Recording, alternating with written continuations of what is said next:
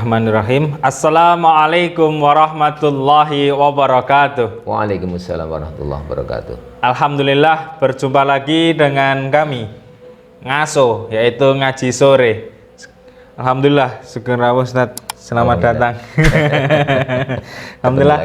Alhamdulillah masih diberikan kesempatan untuk bertemu lagi. Suatu bentuk syukur yang tiada tara, masih diberikan kesempatan oleh Allah untuk menjalani ibadah puasa hari ini sambil terus menebarkan kebaikan lewat ngaso. Alhamdulillah. Baik pemirsa dimanapun berada, hari ini kita akan ngaji bersama dengan tema menjaga kebersihan hati, lisan, pikiran, dan perbuatan. Utamanya di bulan Ramadan ini tentu kita harus lebih ekstra menjaga hati kita, menjaga lisan kita, pikiran kita maupun perbuatan kita. Baik, langsung saja kita ikuti tausiah dari beliau Kiai Haji Imam Nawawi. Semoga. Bismillahirrahmanirrahim. Assalamualaikum warahmatullahi wabarakatuh. Waalaikumsalam warahmatullahi wabarakatuh. Innal hamdalillah nahmaduhu wa nasta'inuhu wa nastaghfiruh. Wa na'udzu billahi min syururi anfusina wa min sayyiati a'malina. May yahdihillahu fala mudilla lahu wa may yudlilhu fala hadiyalah. Asyhadu an la ilaha illallah wahdahu la syarikalah wa asyhadu anna Muhammadan abduhu wa rasuluh. Allahumma shalli wa sallim wa barik ala Muhammadin wa ala ali Muhammad wa ba'du. Pemirsa yang dirahmati Allah, sore ini ada satu tema menjaga kebersihan hati, lisan. Ini perlu ada cleaning service nanti. Ada cleaning service untuk dengan apa dan bagaimana supaya hati kita itu tetap bersih. Ini tentu ada beberapa hal, karena ini kaitan dengan masalah yang tahu hati seseorang itu kan Allah. Kalau Rasulullah menyampaikan bahwasannya di dalam tubuh seseorang itu ada segumpal daging. Kalau segumpal daging itu baik, akan baik seluruhnya. Kalau segumpal daging itu rusak, akan rusak seluruhnya. Namanya pemilik hati itu. Gitu. Kemudian ketahuilah ala wa ya qalb. Ketahuilah itu adalah hati. Sehingga orang-orang tua kita dulu kan sering ketika menasihati putra-putrinya kita yang hendak keluar rumah itu, ya hati-hati kan. Kenapa kok enggak jantung, kok enggak paru? Itu memang ada filosofi yang tersembunyi di balik. Memang hati itu merupakan satu penggerak dari seluruh perbuatan apa yang kita lakukan. Maka kalau hati seseorang itu kotor kan kita nggak ngerti toh siapa apa yang ada di bisikan hati dia yang paling dalam itu apa, kan kita nggak ngerti, ya kan? Gitu. Oleh sebab itulah maka dalam masalah ini untuk membersihkan hati itu yang pertama, karena ini adalah hati itu ada ciptaan Allah, nggak mungkin akan ada yang bisa menciptakan selain hanya Allah. Jangankan kok dari sisi rohani, itu ya nanti kembalinya kepada aturan yang resep yang dituntunkan oleh Allah. Kalau saja hati dalam kondisi daging itu rusak, kena liver, itu saja kan sudah sangat berbahaya. Kan itu akan organ-organ tubuh yang lain akan juga terkena imbasnya. Nah sekarang bagaimana untuk mensucikan hati, membersihkan hati itu yang pertama adalah harus dengan zikir. Zikir itu artinya senantiasa ingat. Hal ini bisa nanti kita pemirsa juga bisa dicermati di dalam Al-Quran surat Ar-Ra'd ayat ke-28, di mana Allah menyampaikan a'udzubillahi minasyaitonirrajim alladzina amanu wa tatma'innul qulubuhum bidzikrillah ala bidzikrillah tatma'innul qulub. Itu ini resep Allah loh ini Allah menyeru kepada orang-orang yang beriman, hai alladzina amanu, memberikan satu judgment, memberikan satu kesimpulan bahwasanya alladzina amanu wa tatmainnul qulubuhum bidzikrillah. Ya. Orang-orang yang beriman dan hati mereka itu menjadi tentram bidzikrillah, dengan ingat kepada Allah. Maka kunci utamanya adalah bagaimana supaya hati kita itu nanti bisa bersih, bisa tenang, bisa tentram. Itu ada dengan cara mengingat Allah. Ala bidzikrillah tatmainnul qulub. Bahwasannya ingatlah, hanya dengan mengingat Allah hati itu akan menjadi tentram. Kenapa di kondisi belakangan ini mungkin ada orang yang gonjang-ganjing terkait dengan beberapa problematika kehidupan, itu kunci utamanya ada di dalam hati. Oleh sebab itulah maka kalau hati ini tidak dimanage dengan baik, saya yakin satu saat dia nanti akan bergolak, kemudian dia akan berontak, akhirnya mengharapkan sesuatu yang kadang-kadang di luar batas kemampuannya, baik itu sisi ekonomi maupun yang lainnya. Sehingga dengan begitu akhirnya menghalalkan segala macam cara. Kalaulah dia itu kebetulan diberikan amanah oleh masyarakat untuk memimpin suatu kelompok, memimpin suatu organisasi atau memimpin suatu negara, itu kan juga kuncinya ada di hati. Kalau ternyata tatkala dia itu mendapati satu amanah itu orientasinya adalah nanti untuk mengeruk keuntungan, saya kemarin mengeluarkan sekian, saya nanti harus mendapatkan sekian. Ini kan sudah salah pasang niat. Gitu. Niat itu memang ada dalam semua amal perbuatan yang kita lakukan itu sebenarnya kan ada dalam niat kita. Itu maka pertama adalah hati. Kemudian yang kedua adalah dengan kita membaca Al-Quran. Sebagai seorang yang beriman, sebagai seorang muslim, membaca Al-Quran. Apalagi di bulan Ramadan kayak begini, bulan Ramadan kayak itu bukan hanya sekedar membaca selesai kemudian hanya mencari banyaknya mencari di alam bono wong supaya orang lain dipuji oleh orang lain. Oh, itu suaranya siapa ya, kok tadarus kok begitu indah, suaranya merdu bagus dan sebagainya. Bukan hanya sekedar itu. Sehingga kalau ada nadzoman itu yang tombo ati iku limo perkara itu satu diantaranya kan maca Quran ya, baca Quran sak maknani kan itu. Walaupun sebenarnya baca Quran itu belum tahu maknanya pun itu sudah akan memberikan satu implikasi yang baik untuk kita, akan memberikan satu kemanfaatan bagi si pembacanya, dan juga Allah pun juga akan memberikan kepadanya itu nanti petunjuk atas dirinya. Walaupun itu sebenarnya yang bersangkutan itu tidak paham apa yang terkandung di dalamnya. Oleh sebab itulah maka membaca Al-Quran ini merupakan salah satu hal yang bisa untuk kita jadikan atau kita lakukan dalam rangka untuk membersihkan jiwa, membersihkan hati dan juga pikiran. Itu dengan termasuk dengan perbuatan. Iya, otomatis itu. Ini pemirsa yang dirahmati Allah, juga bisa nanti penjenengan di rumah masing-masing untuk membuka mushaf Al-Quran sebagaimana ada tertuang dalam surat Az-Zumar. Surat Az-Zumar ayat ke-23. Di sana Allah jelas memberikan satu tuntunan kepada kita bersama yang berkaitan dengan masalah itu. Allahu nazzala ahsanal hadis kitabal mutasyabihat mathaniya taksairu minhu. Ini Allah itu telah menurunkan Al-Quran. Allah telah menurunkan perkataan yang paling mulia, yakni perkataan, karena Al-Quran dan kalamullah, perkataan yang paling mulia, yakni Al-Quran, yang serupa mutu ayat-ayatnya ini yang diulang-ulang, sehingga diulang-ulang boleh jadi di surat tertentu sudah dibahas, di surat berikutnya nanti kadang-kadang juga dibahas lagi. Bukan hanya sekedar itu, bahkan kadang-kadang kita membaca kemarin sudah khatam, kita ulang lagi dari awal.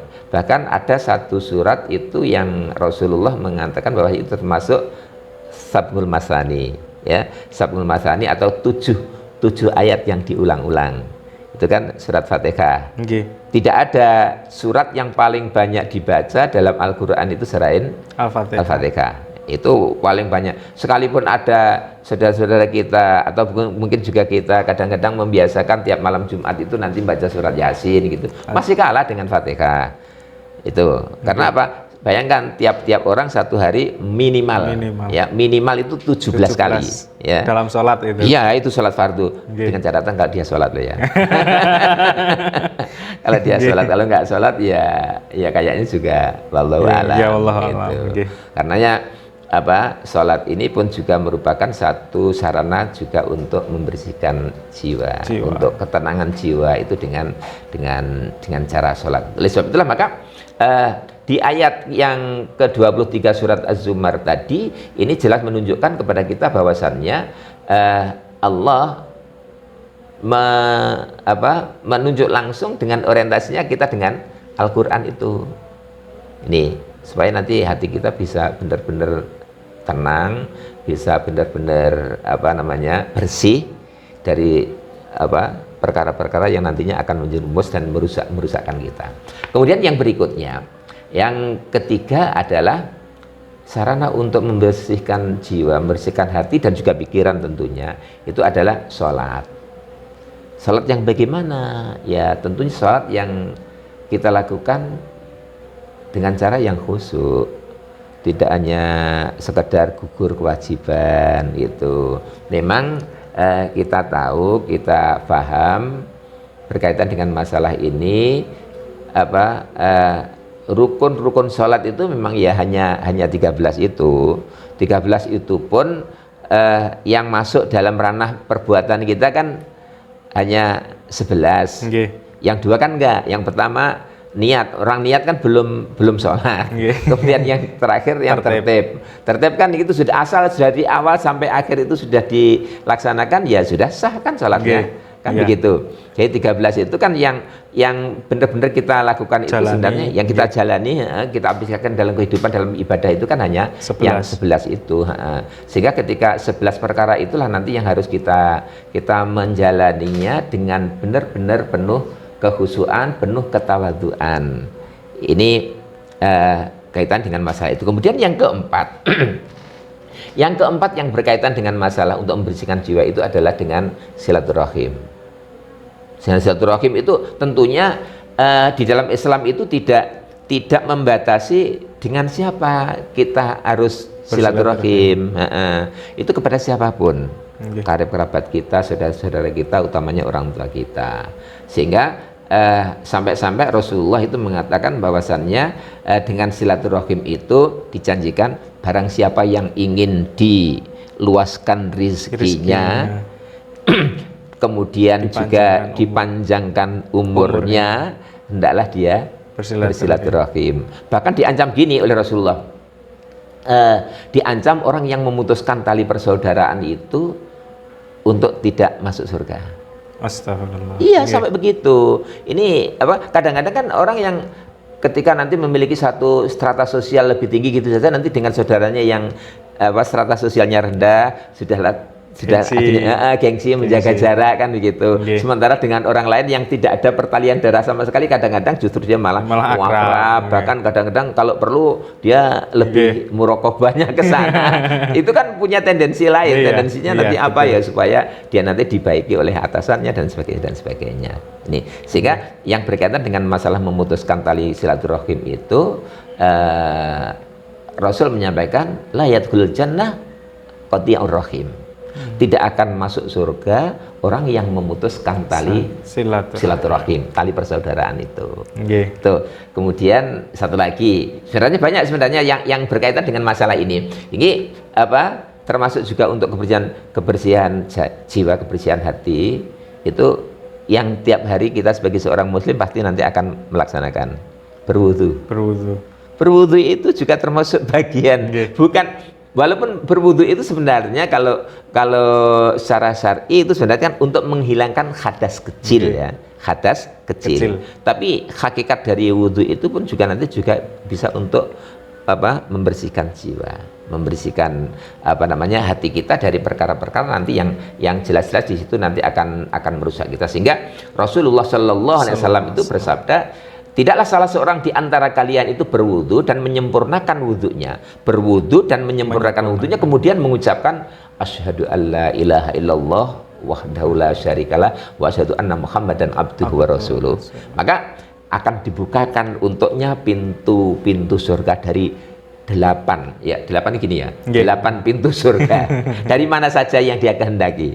Ya termasuk kalau kita di bulan Ramadan kayak gini puasa itu kan khusus untuk ahli puasa itu nanti dibukakan satu pintu yang namanya Ar-Rayyan. Itu yang bisa dilewati oleh ahli puasa. Jadi orang berwudu menyempurnakan wudunya, kemudian membaca doa setelah wudu tadi yang dituntunkan di Allah mempersilahkan, sudah silakan masuk melalui pintu mana saja yang kamu kehendaki.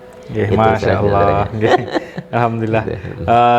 Jadi ada beberapa poin pemirsa gimana caranya menjaga kebersihan hati, kebersihan pikiran, lisan maupun perbuatan. Nah, kuncinya kalau tadi saya mengutip ya, supaya terjaga lisan kita, kemudian pikiran kita dan juga perbuatan kita, yaitu ada pada hati kita. Maka harus menjaga hati.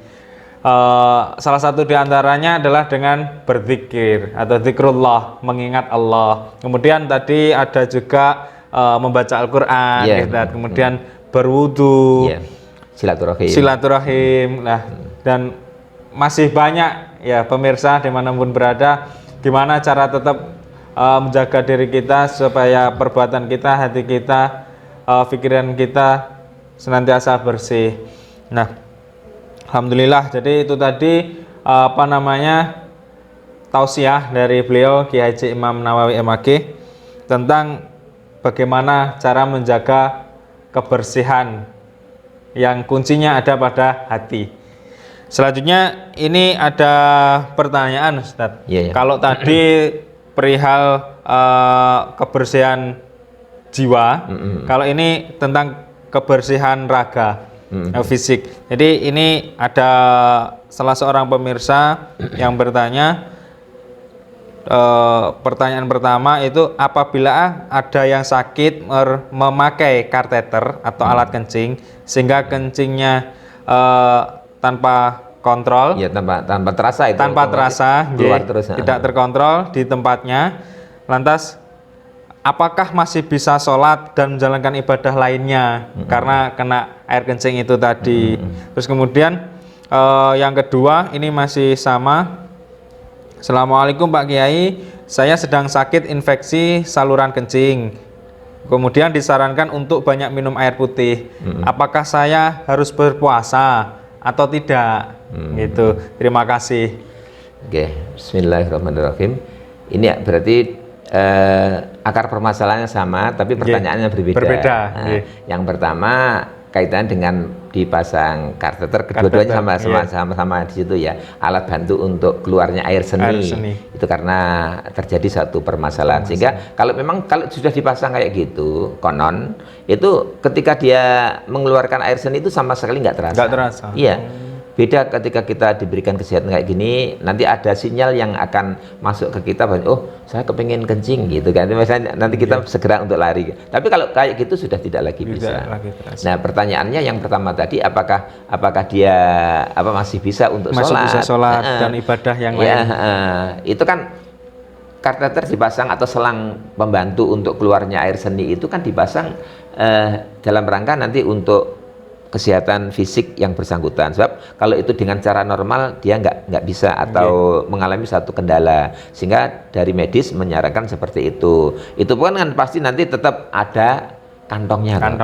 Kan nggak mungkin tanpa ada kantongnya pun juga diupayakan itu nanti yang benar-benar safety-nya itu rapet banget, itu rapet. Kalau saya berargumentasi ya, kantong yang ada itu ibarat kantong kemih kita, ya kan? Kantong kemih kita itu kan sebenarnya ya, ketika kita kayak gini kan kita ada kotoran-kotoran dalam tubuh kita toh. Ini sementara ketika bagaimana kalau sholat kita, ya nggak apa-apa, dia tetap sholat dengan bawa itu. Ya tetap ditutupi, mosok kudu dihalehke ngono terus arep sholat enggak, tetap dikantongi, kemudian diikat. Itu masalahnya saudara saya pernah yang kayak gitu. Bahkan bukan yang saya pemirsa, bukan hanya sekedar air seni, sampai BAB pun juga dengan cara seperti itu. Apakah terus akhirnya nggak sholat?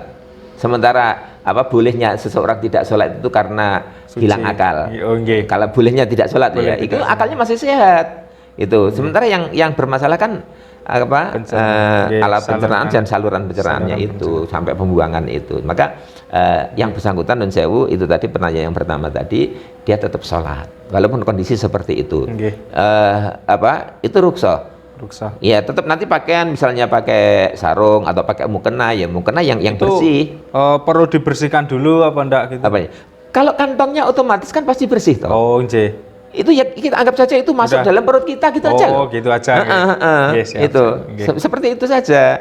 Kan jangan kok kemudian kita memiliki satu pemikiran bahwasannya loh, ini kan nampak di luar. Di luar pun itu kan juga ada lapisannya, ada safety-nya, kan nggak mungkin akan bocor mengotori pakaian yang kita pakai untuk sholat gitu. Itu kan ya, udahlah, itu rukhsah dari Allah, kemurahan dari Allah. Apalagi kalau sampai nggak sholat itu kan malah dosa dia. Iya, betul. Itu satu. Kemudian yang kedua tadi apa? Dengan kasus yang sama tapi ada pemirsa yang sedang sakit infeksi saluran kencing, disarankan untuk memperbanyak air minum lah. Lantas ini puasa atau tidak gitu intinya. Ya, kasusnya sama tapi pertanyaannya berbeda. Kalau tadi masalah sholat apa enggak tetap sholat. Kalau ini puasa apa tidak, kok dokter menyarankan untuk banyak minum gitu. Pemirsa yang dirahmati Allah dan juga khususnya penanya, kalau yang berkaitan dengan masalah puasa, kalau sudah seperti itu, ini sebenarnya nanti ayat Al-Quran kan sudah menyampaikan wa man kana minkum maridhon, dan barang siapa di antara kamu marid, sakit. Itu kan sakit toh. Au ala safarin, atau sedang bepergian. Itu boleh sedang bersafar, sakit safar itu boleh dia tidak berpuasa.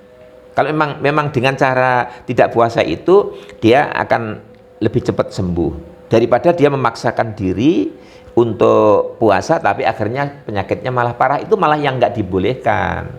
Sering saya sampaikan bahwasannya syariat Islam sangat humanis kok, nggak memaksakan diri gitu. Masya Allah. Jadi begitulah pemirsa jawaban dari beliau. Alhamdulillah tidak terasa bincang-bincang kita sudah sangat mengalir. Tidak terasa waktunya juga sudah hampir. Alhamdulillah. Ya, semoga apa yang kita kaji hari ini, apa yang kita ulas hari ini dapat bermanfaat buat kita semua. Akhirnya kurang lebihnya dari kami mohon maaf. Semoga kita dapat berjumpa di lain kesempatan. SMK Muhammadiyah 3 Dolopo, cerahkan masa depan, santunkan kepribadian. Wassalamualaikum warahmatullahi wabarakatuh. Waalaikumsalam warahmatullahi wabarakatuh. Matur suwun. Sama-sama anjing.